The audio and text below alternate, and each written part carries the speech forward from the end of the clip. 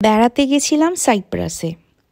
কিকোর স্কুলের ফল ব্রেকের 1 সপ্তাহের ছুটিতে আমরা ঘুরে এলাম সাইপ্রাস, যেখানে মেন আকর্ষণ ছিল কিকোর স্কুবা ডাইভিং আর আমার প্যারাসেলিং।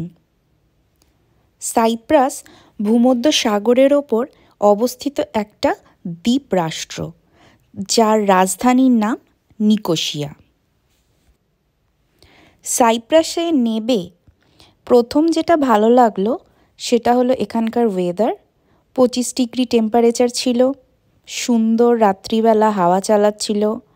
আর শখ যেটা লাগলো সেটা হচ্ছে এর বাঁদিকে ড্রাইভিং, লাইক ইন্ডিয়ার মতন। নেদারল্যান্ডে আমাদের ডান দিকে ড্রাইভিং করতে হয়, এখানে বাঁদিকে ছিল। আন্ডার ওয়াটার ডাইভিং করার কিছু রুলস অ্যান্ড রেগুলেশন বলে দেওয়ার পর হাতের মাধ্যমে কিছু সাইন ল্যাঙ্গুয়েজ দেখিয়ে ওদেরকে 10 মিনিটের জন্য নিয়ে যাওয়া হলো শেখানোর জন্য। 10 মিটার গভীর সমুদ্রের মধ্যে ওদের সি লাইফ দেখানো শুরু হবে নেক্সটটাতে।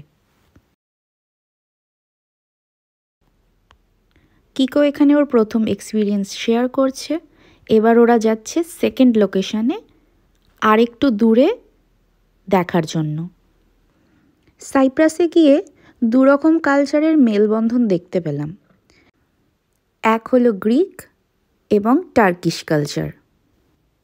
2023-এর পর 2025-এ 1 সপ্তাহের জন্য বেড়াতে গেলাম, অনেক দিন বাদে, কিন্তু বেড়ানো খুব ভালো হয়েছে। আইয়া নাপা বলে আরেকটি জায়গায় বেড়ানোর পর একটা রেস্টুরেন্টে ঢুকলাম এবং গিয়ে দেখলাম লাইভ মিউজিক হচ্ছে আর লোকজন প্লেট ভাঙছে। ওয়েট্রেসকে জিজ্ঞেস করতে সে বলল এটা সাইপ্রাসের কালচার।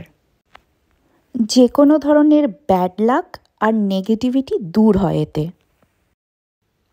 আর খাওয়া দাওয়া মেনলি আমরা লোকাল খাবার খেয়েছি। সি ফুড জাতীয় খাবার ওখানে অনেকটাই সস্তার। আর কিকো একটা পাস্তা ট্রাই করেছিল, যেটা ওর সামনে বানিয়ে দেয়া হচ্ছে। আমরা ছিলাম প্রতারাসে একটা অ্যাপার্টমেন্ট ভাড়া করে। সারা সকাল ধরে সমুদ্রে চান করা, স্নরকেল করতে করতে কচ্ছপ দেখাটাও কিকোর কাছে একটা বড় পাওনা ছিল।